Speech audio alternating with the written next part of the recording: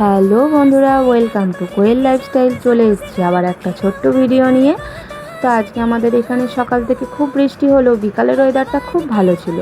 অনেক দিন ধরেই তোমাদের সাথে এই রকম ধরনের ভিডিও শেয়ার করা হয় না। আজকে যেহেতু বাজারে গেছি সেই জন্য তোমাদেরকে একটু শেয়ার করলাম। তো পুজো তো আর বেশি দিন নেই, হাতে গোনা কয়েকটা দিন মাত্র রয়েছে। তো আজকে গিয়েছিলাম বাজারে ছেলের জন্য কিছু জামা প্যান্ট কিনতে।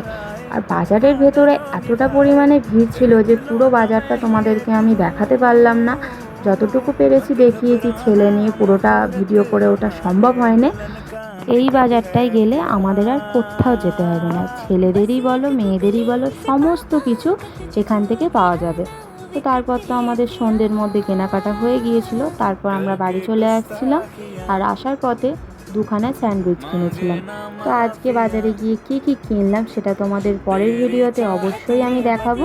তো আজকের মতন তো ভিডিওটা এতটাই, আসবো আবার পরের ভিডিওতে। টাটা।